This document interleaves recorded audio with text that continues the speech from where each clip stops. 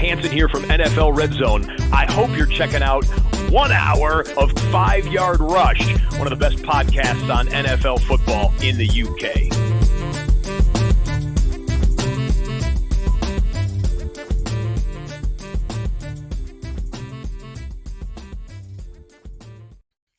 Good evening, Rush Nation. Here we are. This is a bit of a break from the regular schedule. I can only apologise. My day job has kept me away for a few days, and it's been very difficult to do this on the road.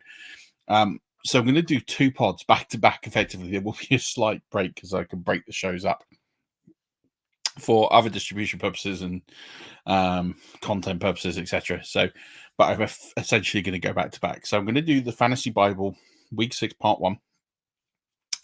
For those of you that are tuning in, expecting a flagship show, what this really is me going through every fantasy player from every game in the early window or Thursday night window, Thursday night football, the London game, and then the early slate that's held on Sunday. So it's going to be me talking about every player, how I expect the sort of week to go, each game to go, who the fantasy relevant players are, what my rankings are, where I've got them. You can kind of just get a good sense of where I'm at with all of these games and why I do my rankings. I think it just gives you good insight as to sort of how to rank and go through there. So we're going to do all of that in this window, in this pod. Be about 30-ish minutes, and then I will do the flagship show. So afterwards, I think it's going to be me by myself, but I will get you a different set of content and get you everything to prescribe with that and get you ready for week 6 and cover off some of the interesting facts of week 5. So going to do effectively 2 shows back to back. There'll be a little pause. There will be 2 separate shows, but we're going to do them. It's going to be good fun.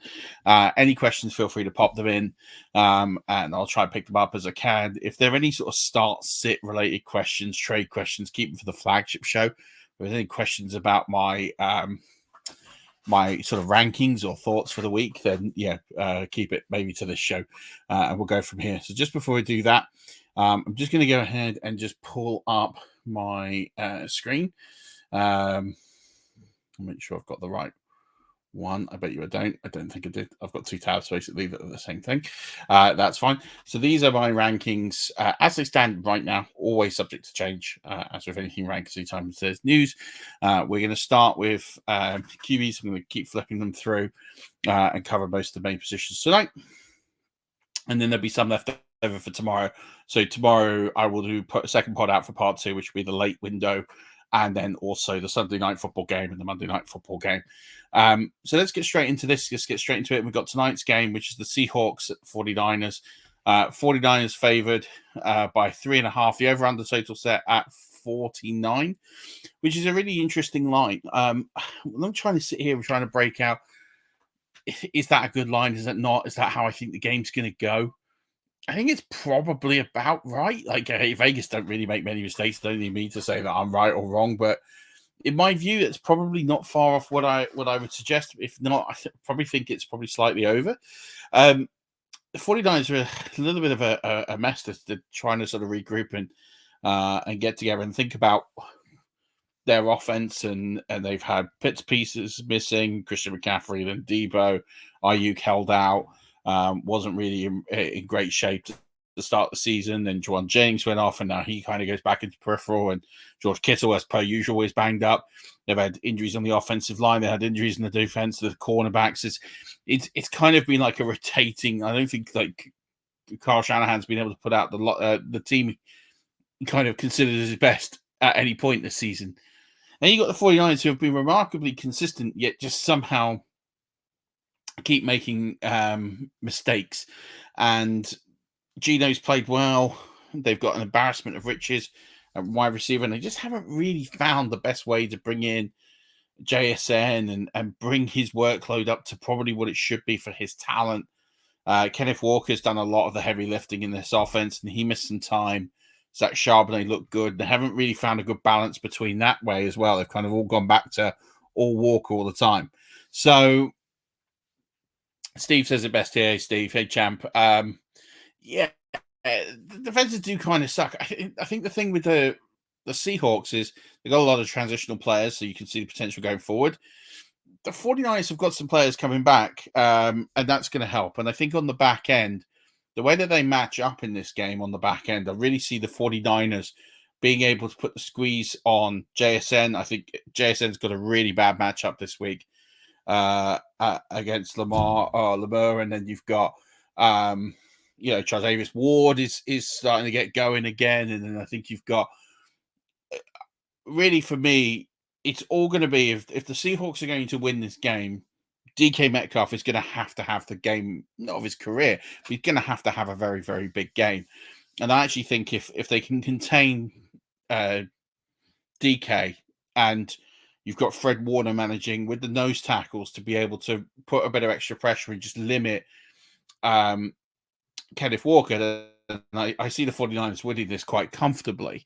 Brock Purdy also needs to perhaps do a little bit more. We've been a little bit sort of go, okay, well, he's just managing a system and he's a game manager and he's doing, high accuracy throws, but he's got the explosive talent and weapons there that they should be putting more points on the board than they have. So, yeah, I think both defenses aren't great, but I also think that both offenses have got a little bit more to go as well. And so I think it could be really interesting to see.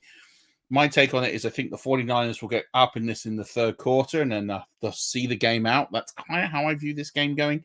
But I guess we'll have to kind of see what happens. As for the quarterbacks this week, I do think that there is a little bit of a bounce back from Purdy this week. And I think it's actually a pretty good game for quarterback play. I have Brock Purdy at 8. I have Geno Smith at 11. So I do think both can definitely get going in this one. And then the running backs as well. Kenneth Walker I have at 4, and I have Jordan Mason at 5. But if the Seahawks want to win this game, Kenneth Walker is going to need to be better than 4. I think he's going to have to be 3 or better. I think he really is going to have to get involved in some of the passing game. I think they're going to get some opportunities over the middle potentially as well to take some yardage there. Looking at the wide receivers in this game, Deebo Samuel is the highest wide receiver I have in this game at 7. I think, he had a bad week last week. I don't expect him to have 2 bad games in a row, barring some form of injury. I've got DK Metcalf at 16. I've got Brandon Ayuk at 19. I've got Jackson Smith and Jigba at 45. I wrote up on Fantasy Pros, and you can search for this week 6 wide receiver quarterback matchups on Fantasy Pros. Jason's matchup is really bad. It just doesn't really suit him this week at all. So I've got Lockett at 47. Wouldn't surprise me if Lockett actually went up and scored more points than JSN this week. We do have a bit of an injury here to watch as per usual. I mean, Kittle's not on the injury report, but he's always got some form of injury. But I do have him at 2 this week, hoping that he is fully healthy. But I don't know what a fully healthy George Kittle's like because we haven't seen one for quite some time. As for Noah Fant, I've got him at 21 this week. This is not the time for him to really come through and add much to this offense. I'm a little bit disappointed with Noah Fant. I actually thought he'd be a little bit better than he has been, but he's still online to be like tight end 15 this year because of how bad the position is, which says more about the position than Noah Fant. And then the DSTs here have the 49ers at 8. I do think they can get at the Seahawks, and I do think they can turn the ball over. Seahawks I have here at 17. I don't think I see the 49ers putting up like 35 points, which is why I've kind of got them in the mid-range. And then obviously we've got a kicker change this week as well. So Matthew Wright is in for Jake Moody. So Matthew Wright I've got at 19. I'm always unsure with kickers that haven't played for a while how they're going to do. So I kind of just, because he's on a good team, I've kind of put him there. But if he was on a bad team, then there's no chance he'd be that high. Jason Myers is at 10. If you've got Jason Myers from the last few weeks, you can lock him in there and you can be fine with that one.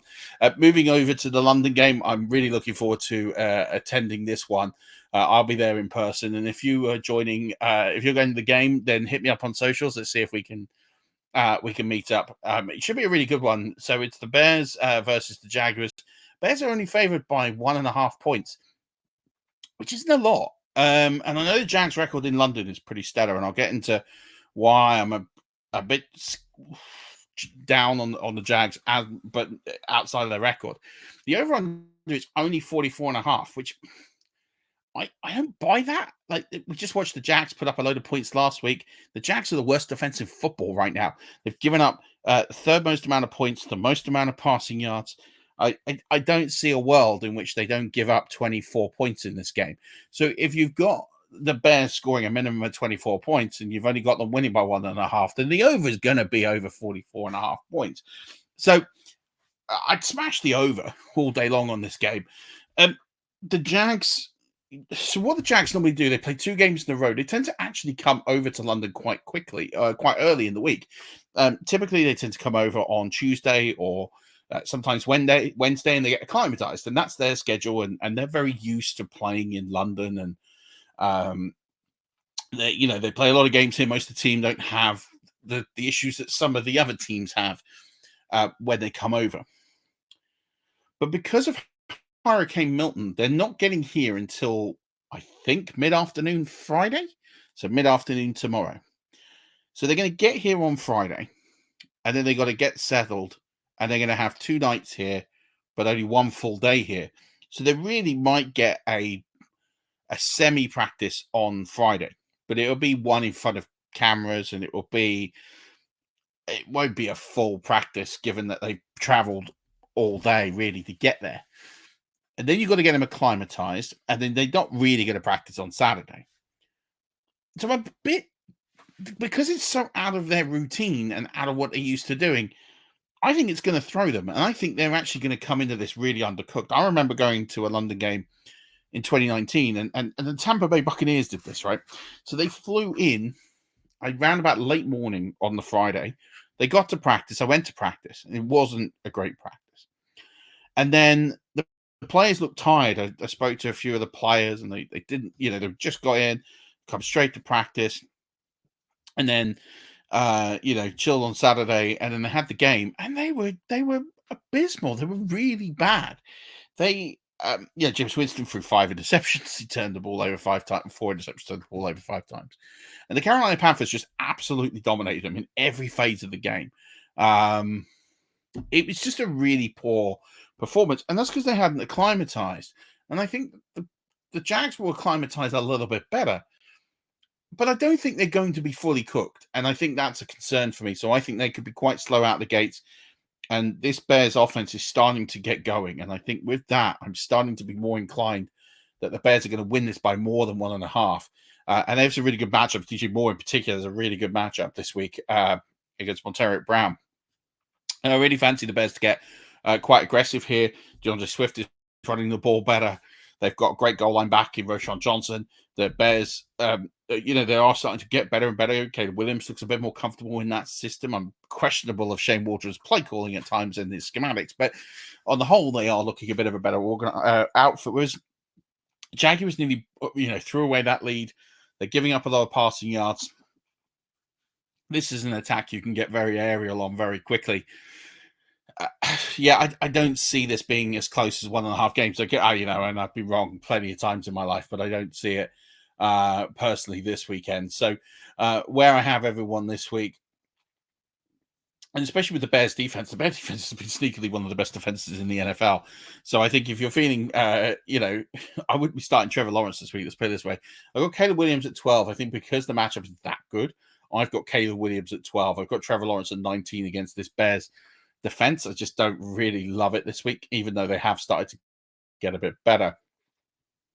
We have the issues here with the Jacksonville running game, and Tank Bigsby's looking good. He's looking really, really good. And so you've got this bit of a difficult situation of how to rank these. Now, I still have to think that Travis Etienne is the lead back, but Tank Bigsby is getting work, and I actually think they cannibalize each other in this game. And the Bears' run defense has been pretty good this season. So I actually have Etienne at 26. I have Bigsby at 37. Wouldn't shock me if you flip those in this game, but that's where I currently have them. Roschon Johnson is at the goal line back. I have him at 36, just ahead of Roschon of Tank Bigsby, and I have DeAndre Swift at 19. So Swift's the only one I'd say is a must start, but he's a low end RB2 for me. But he has got better. But the fact he's not getting the goal line carries is why I struggle to put him any higher than that. We look at the wide receivers in this game, and DJ Moore is the highlight for me. I have him at 10. He had stellar performance last week. think he can recreate that this game this week. I have actually Brian Thomas Jr. at 29. He has a really good matchup this week. Although Jalen Johnson has been one of the best corners in the NFL, he actually doesn't particularly match up too well to Brian Thomas as an individual matchup. So I think Thomas can get a good advantage there. Christian Kirk I have at 38. We need to see more from him. And Roman Dunze's at 44, Keenan Allen at 52. A lot of people think there's going to be a lot more work for Keenan Allen in this game. I just don't see it the way that it's all lined up and matched up. So that's where I have those right now. And then I have Cole Kmet at 13 in my rankings. There is a chance that Evan Ingram goes. I think he does. I've got him at tight end 5 this week. And then the defenses, you can definitely start the Chicago Bears. I've got them at 6, but I would be fading the Jacksonville Jaguars at 23 this week. And then we've got the kickers. I actually don't really like playing kickers in the London games all that much. It's outside. The weather can change anyway through the game. I do have Cairo Santos at 14. I think if there's better options, I would definitely fade towards those. I have Cam Little at 20, but that's nothing against the kickers at all. It's purely just those conditions could be a bit windy, could be a bit difficult. Next, we got Ravens versus the Commanders, and I'm really surprised at this line. This line has really got me. They got the Ravens favorite by 6.5. I think that's really disrespectful to the Commanders, who I think have been one of the better teams this season. I just don't like it. Could happen, but I think it's an incredibly disrespectful line. The over-under set at 51.5, which I absolutely get that. Yes, I think the Ravens win. Yes, I think they're absolutely dealing. But that defense has not been anywhere near as good as it should have been. They really should have lost that game last week to Cincinnati. Cincinnati Bengals really threw that game away and allowed both the tying field goal and then the run up the field by Derrick Henry that allowed the winning score.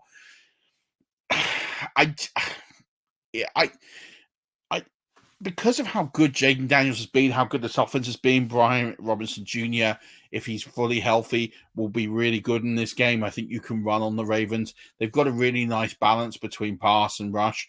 The play calling by Cliff Kingsbury, surprisingly, has been quite innovative and actually really it really well suits this offense. It's actually been quite a good marriage so far for the two parties. I do think the Ravens win the game. I think they've got the better players. I think they've got the bigger playmakers. Effectively, you've got two quarterbacks in the similar mold, and you've got one as a two-time MVP, and you've got one who's a rookie. So naturally, you would lean towards the Ravens being favorite in this game, and I don't think that's a big surprise. But having them as 6.5-point favorites, I know the Commanders' defense. I think the Commanders' defense is getting a bit of disrespect here. I think they have shown flashes of being a very, very good defense. Last week, in particular, they were exceptional, and they're getting better every single week. I still think that the Ravens will run the ball hard with Derrick Henry. I still think Lamar Jackson is the ultimate playmaker. I still think that Zay Flowers has a really, really good matchup against Benjamin St-Juste. I think there's a lot of factors that swing this the Ravens' way, but I don't think it's the blowout that Vegas are telling you it's going to be. So, but again, we're going to be wrong. I actually have both these quarterbacks, by the way, as 1 and 2 in my rankings this week. Jackson at 1 and Daniels at 2. Derrick Henry is my running back 2 this week. Brian Robinson Jr., if he is good to go, is my running back 9 this week. I definitely think there's a room and a role here on Austin Eckler. He's at 34 as a potential flex play, but I think you'd need to be desperate. In PPR league, he would make a lot more sense than in a standard league. When we look at the wide receivers in this game, Zay Flowers, as I said, is at 14 this week in my rankings. I think this is a good matchup for him. And Terry McLaurin's at 27. But keep an eye on Rashard Bateman. I have him at 49, but if I like players who I think could get in the box, then I think that they are definitely one that can get in there. Good question. Steve's just asked me, do I think the Ravens are a top 3 team in the AFC despite their record? Yeah, I actually tipped them to win the AFC again this year, or be the 1 seed, and I actually tipped them to win the AFC. I just think they are a slot receiver short, and I think they can still address that. And I do think they need to probably get one more. Probably need another linebacker in there, I think, just to really give them a bit of an extra rotation. And I think I'd like to see a little bit more out of the D-line, but I think really this offense and the way it runs and gets points and the way that they really do pull things out of the fire recently. the big question is more the mentality. They seem to always sort of do really well in the regular season, and then they start to fail away in the playoffs, and that's been a consistent theme of them ever since Lamar Jackson's kind of gone there. But I do think if I look at the AFC right now, I actually think that all the teams in the AFC, they all got their struggles right now. Kansas City got a perfect record, but they don't look anywhere near the kind of team that are pulling up trees. And I guess that's been the model for the last couple of seasons. But I think they're a beatable team. The Bills have got their own offensive struggles right now, and they haven't quite worked out what to do with that room. But you say once they get it together, they could be up there. Houston haven't quite put up the same offensive flair despite bringing in more personnel. I think that O-line is questionable. I think the amount of penalties they're giving away, I think, is making it really difficult for them to. It's definitely taken them out of scoring range in several drives. So, yeah, I think Cincinnati, they're struggling. I know they. You have to say their playoff chances are pretty thin now after that loss with that defense. They're not playing anywhere near well enough. So, the teams with better records than them, I think it's going to be between the usual suspects. I think the cream will rise to the top eventually. Moving on to the tight ends in this game, there's huge concerns in terms of the tight ends in this game for the Baltimore Ravens. I still have Isaiah Likely over Mark Andrews. I think Mark Andrews is like borderline droppable right now. I really do. He is the number one blocking tight end in football, but he is not producing in a fantasy point stat column, and that is a bit of a concern. Zach Ertz is at 14. He'll get you with some okay points, but really, I don't expect any of these tight ends to make a real difference to your fantasy team this week. And then when it comes to the defenses, I'm staying away from both. I have the Baltimore Ravens at 16 because I think they can turn the football over. And the Washington Commanders at 28, the lowest rating this week. Even despite their improvements, I think this is going to be a tough one. And then I've got, as for the kickers, Justin Tucker at 3 and Austin Seibert at 8. And that's where I have those for this week. I'm going to move this over to running backs.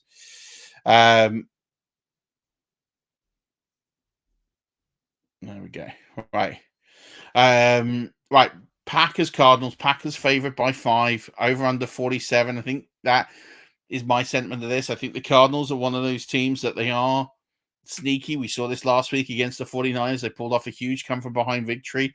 When they get going, they can really get going. They're streaky. They have passages of play in games that they can absolutely dominate. The question is, can they do it over a full 60 minutes and against the Packers? I don't know. I think and this is no disrespect to James Conner, I think James Conner is a good running back. If they had a top tier running back, I would definitely be backing the Cardinals to get a lot closer in this game because you can run the football in the Packers, and you've been able to run the football in the Packers for the last 4 or 5 years. I think James Conner is a really good player, and I think he's really good in the red zone. But I actually think they need to bring in, like for this game, if it was me as an offensive coordinator, I'd bring some fresh legs in.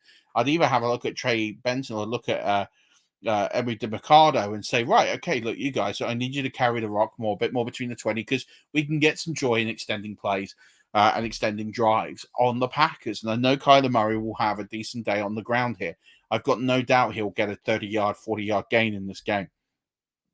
But I think they need consistently to keep the football. The time of possession is going to be really important.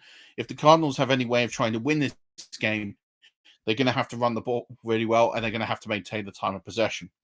As for the Packers really have got a really explosive offense that moves really well. Jaden Reed is one of the best wide receivers in football right now.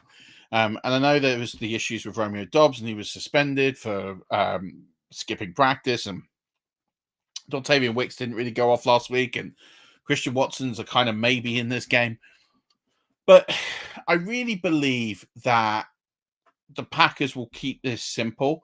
They'll throw the football a lot. Josh Jacobs will get his workload, but I think the ball's going to go regularly and often to Jacobs, to Wicks, and to Dobbs. And it'd be interesting to see how they throw the football to Dobbs. I've been a little bit cautious in my rankings this week with Dobbs because I'm just not quite sure what that relationship is now after what has happened. But I really believe that the Packers will control this game. I like the line at 5. I think they will get ahead early, and I think they'll take the time of possession game to the Cardinals. And the Cardinals might respond with quick strikes, because if anyone can move the ball down the field quickly, it is the Cardinals. But I actually think for the Cardinals to win the game, they need to wrestle away that time of possession. And I think the Packers, in particular, Jaden Reed, has a phenomenal matchup this week, which is why I actually think he could be easily a top 4 or 5 receiver this week. Jordan Love is my quarterback 4 this week. I really think it's going to be a big, big week for him. Kyler Murray's at 7. I had him at 6, and I have a surprise entry at 6 instead, just with the way that the matchup goes. As for the running backs in this game, James Conner I have at 13. I do think he is due a good week. I think, as you say, you can run the football on the Packers, but I do think he needs to, for the Arizona Cardinals to win the game, he's going to have to finish higher than that. Josh Jacobs I have at 11. He'll have his standard workload, very low end RB1, not that exciting. Jaden Reed, by the way, I have at 4, and I really believe he can challenge for, if he was wide receiver 1 overall this week, it wouldn't shock me in the slightest. I have Marvin Harrison Jr. at 18. Yes, there's a pathway for him to finish higher, but I do think that they can cover him in this game, and then it might be down to somebody else putting up the numbers. Dontavian Wicks, as I mentioned, he's at 22, and Romeo Doubs at 34. Again, if Dobbs had not missed time of his own accord and been suspended, I might have those reversed, but I think they might reward Wicks for being in practice and doing that. I haven't got Watson ranked. I'm not quite sure. I've seen the thing with Jesse Morse. I'm not quite sure where he stands, and so there could be an adjustment on Sunday, but I actually think the Packers don't need him this week. I'd make sure he was fully healthy and bring him back next week. Tucker Kraft has been dealing as well. He is at my tight end 7 this week. Trey McBride is my tight end 3. And then moving along, Green Bay Packers are 11. The Arizona Cardinals are my DST 25. They need a few more playmakers on that day. And then kickers. I think Matt Prater is still looking likely he's going to be out. So it's going to be Chad Ryland, the former New England kicker. So he's in at 24. And then Braden Narveson, who had that terrible game, I thought he was going to get cut. I got him at 13. Looks like he's going to keep his job for a little while longer.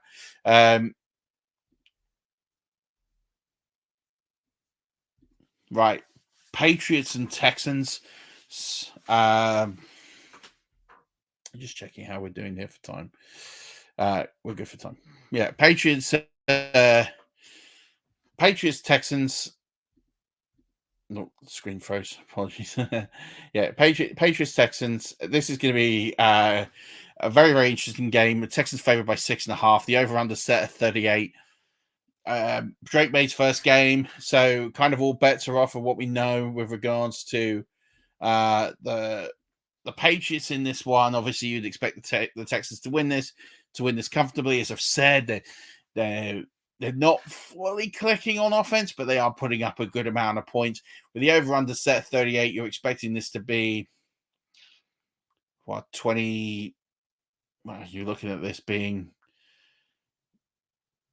not even 26-20. You're looking at this being like 20 points to 14 almost. It's kind of 21. Yeah, 21-14 is kind of where they're expecting this game to end. And then when you put it like that, I expect the Texans, even against the Patriots, to score more than 21 points. So I would hit the over on this one for sure. Be interesting to see what we get out of Drake May in this one. I think the Texans will, again, dominate this. They made some silly errors, but I think they'll be fine. Nico Collins and IR, it's a big loss for them, but they do have plenty of depth. Be interesting to see out of Hutchinson and Brown, which one kind of gets the Nico Collins role, because you'd have to say that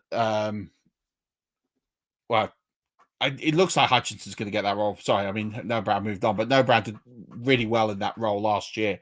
So you would say it's a valuable role, and Hutchinson should move into that role, and he should get some play in that position.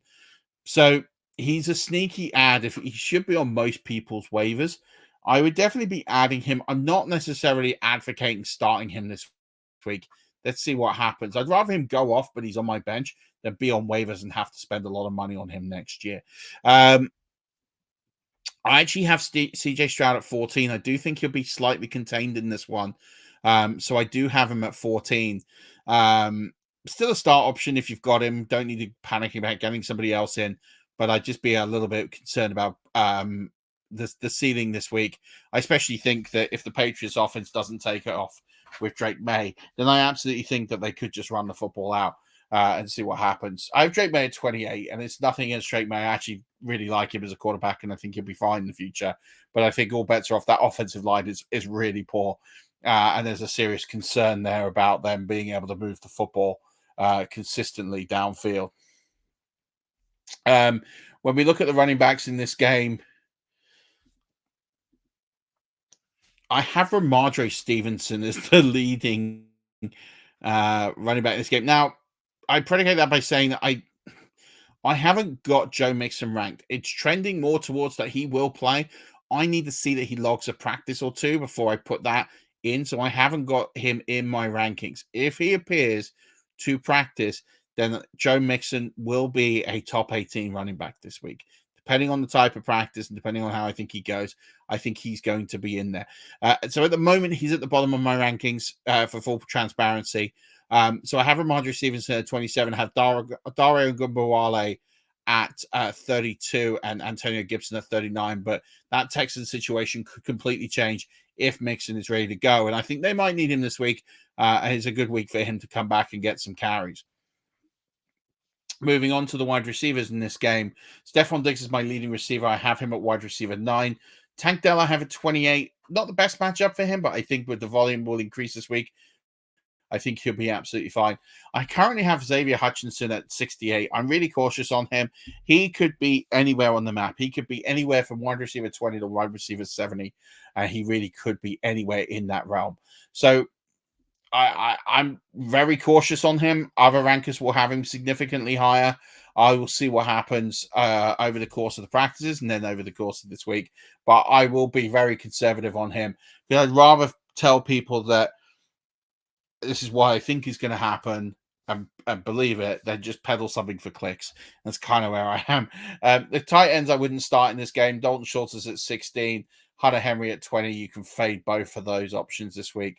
There are better ones on your waiver wire, like Cade Otton, for example, who we'll talk about shortly. And then both of these defenses, for me, they've been slightly underwhelming, especially the Patriots. But I do have them at 10 this week, and I have the Texans at 3. I love it. Anytime you get a quarterback with a first start, I definitely always like to target that defense because you can put some pressure up and potentially get some points. Fairbairn is going to be my kicker for this week, and a must start for me in all formats. Joey Sly is my kicker, 28. Right. Want to get through these next 3 relatively quickly because I'm falling a bit behind the old schedule here. We've been going half an hour already. We'll start with Saints v Buccaneers. This game is a complete wild card here in the Superdome because you've got travel impacted by the Buccaneers, and their practices have been disrupted because of Hurricane Milton. And then you've got Derek Carr out of this game, and you've got Spencer Rattler looking like he's going to make his first start in the NFL in an offense that has really stagnated after being on fire for 2 weeks.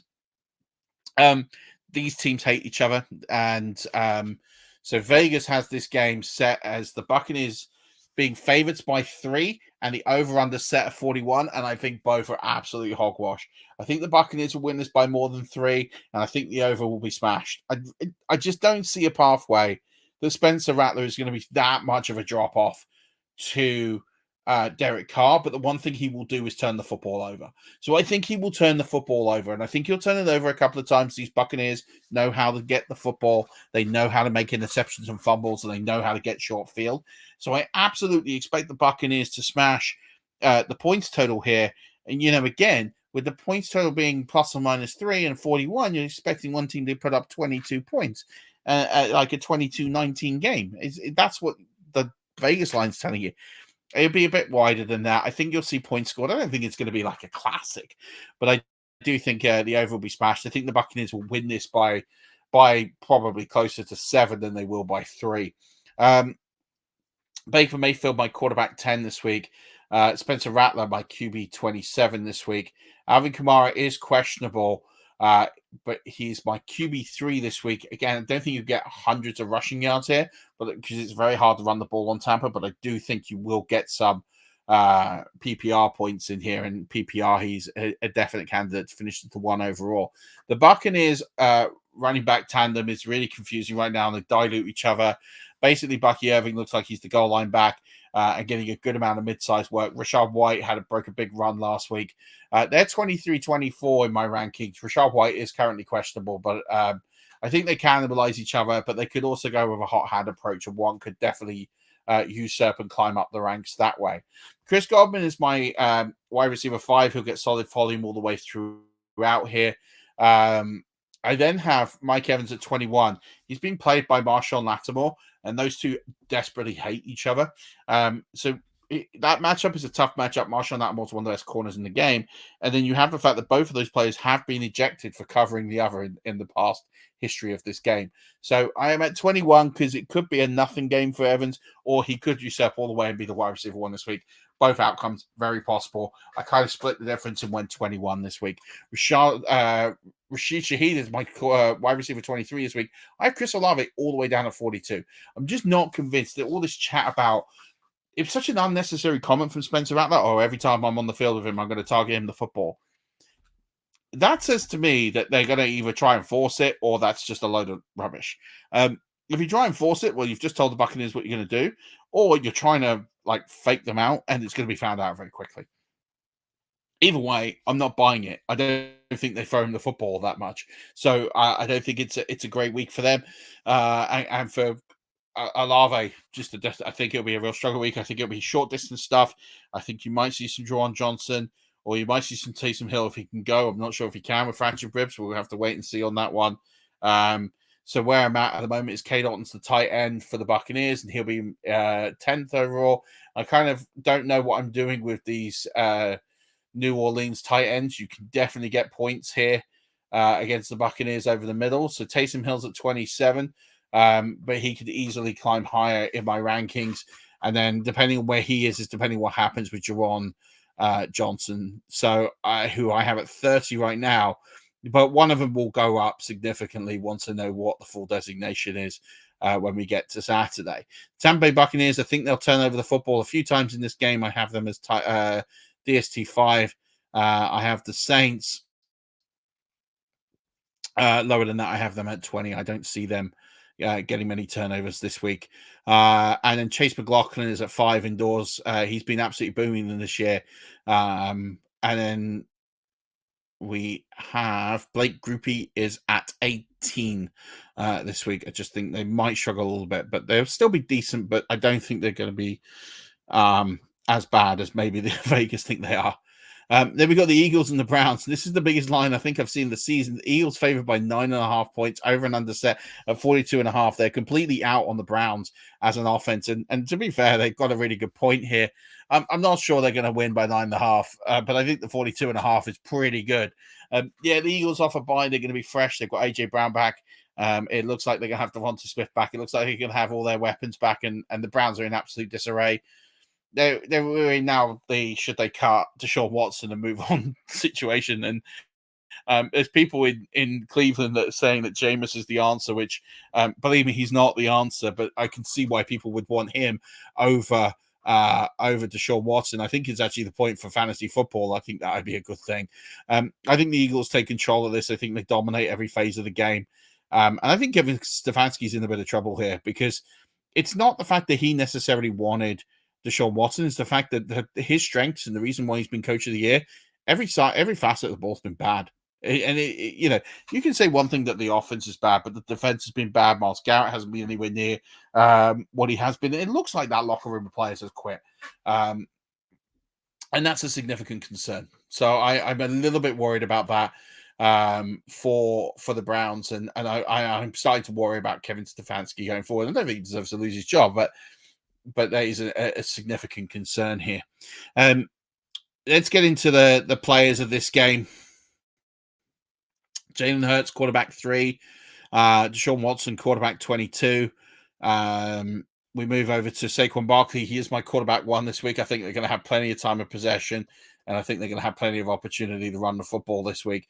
Jerome Ford's at 22. I don't see Nick Chubb coming back this week, but maybe next week we'll see what happens. It's definitely close, but I don't see it happening this week. AJ Brown's my wide receiver 6. Devontae Smith, who I think will go, is my wide receiver 15. Amari Cooper, wide receiver 17. Jerry Jeudy, wide receiver 53. As for the tight ends, it looks like Njoku is getting closer to going. I have him unranked right now, but it wouldn't shock me if I had to put him in my ranks. If I did, I'd put him somewhere around about 15 this week and see how he gets up to speed. Dallas Goedert is my tight end 6, a solid top 6 option this season. Most weeks is Dallas Goedert. And then the Philadelphia Eagles are my DST2. I feel pretty good about them getting some plays this week and scoring a lot of points for you. And Jake Elliott as well. He's my kicker 9. So a good week for him, absolutely, to fire him up. He'll put up some points. Dustin Hopkins I have all the way down at 26. You don't need to worry about him this week. Right, last game of the slate. Titans v Colts. Titans are favored by 2.5 points with an over-under of 43. I think this game's close than 2.5 points. I could make a case for both sides here. I don't think we've actually seen the true version of each team so far this season. I don't think we've seen the best of the Colts. I certainly know we haven't seen the best of the Titans. If I had to pick a unit in this game, there's been the best. I'd probably say the Titans' defense has probably been the best unit. And then we have at the Colts, and they're a little bit banged up. Is Jonathan Taylor going to go? If you'd asked me this morning, I would have said no. In fact, someone did ask me this morning, and I said no. It's trending more likely like he might play as of time of recording, which is Thursday evening here in the UK. Michael Pittman looks like he's going to be out a few weeks, maybe even an IR candidate. Anthony Richardson, don't know. So really, we're in a lot of flux here with the Colts. We actually don't know what we're going to get. So it's really hard to predict what the line is going to be, purely because we actually don't know what Colts are going to see the field. And it's one you're going to have to watch. The Titans, it's Will Levis, who's been pretty poor. He's turning the ball over at will. Calvin really hasn't got going. They haven't built that relationship. DeAndre Hopkins, haven't really barely seen him so far this season. The only player really on their side that has dominated from a fantasy football perspective is Tony Pollard, and saying dominated is probably not fair. He's been good, but I wouldn't say he's necessarily dominated. I have Anthony Richardson in the rankings as it currently stands. I have him at 16. He's been pretty poor, but with the rushing floor he gives you, it's hard to put him much lower than that. I have Will Levis at 21, and I really think every week now he's playing for his job. If I look at the running backs in this game, Tony Pollard is at 16. Trey Sermon is at 28. I did these rankings before Jonathan Taylor. If Jonathan Taylor's back, I've got him in the similar range. I probably got him low end running back 1, probably somewhere around 12, 13. Is where I feel pretty good on him right now. Tajee Spears, 31, is where I've got them. As for the wide receivers in this game, this is where it does get a bit interesting. You could buy a lottery ticket, and I'm pretty sure you would get these right. Josh Downs is the highest receiver I have in this game. I have him at 24. He's questionable. He might not play. DeAndre Hopkins I have at 39. Calvin Ridley at 46. Alec Pierce at 50. To be honest, I'm almost inclined to move Pierce up. Adonai Mitchell at 62. It really is a difficult one to predict what's going to happen here. Neither of these teams really exclusively use the tight ends, so you shouldn't have. I think Chicken Kwankuru is the highest tight end in this matchup. I have at 24. I'm just not invested in the tight ends of either of these two teams. They don't tend to use them. And then we've got the DSTs. And really, based on the injuries, these could all be in flux. I have the Titans at 22. But if some of these players don't go, I'm definitely moving them up, especially if Anthony Richardson goes and he's lost half of his receivers and there's no Jonathan Taylor. I'm definitely moving him up, the Titans up here, and I'd be moving them probably closer to 14 or 15 in this one. And then The Colts I have at 12 because they will turn the ball over. There would definitely be turnovers on Will Levis. You can almost take that one to the bank. And then we look at the kickers in this game. Not necessarily desperate to start either kicker. Matt Gay at 17 is pretty solid and reliable. Nick Folk, 21, solid and reliable, but they're at the mercy of their offenses that are going to make it a little bit difficult for them to get those positions sorted. That's going to do it for the slate. Went longer than expected. I'm late for the next show, so I'm going to wrap this one up. Thank you so much for tuning in. The second slate I'll bring you tomorrow. Hope you found it useful. Please drop us some comments on Spotify. If you're going to the game on Sunday, please drop us some comments on there on socials, and hopefully we can meet up and have a chat. I'd love to meet as many of you as possible. Thank you so much for tuning in. And don't forget, as always, Rush Nation, keep rushing.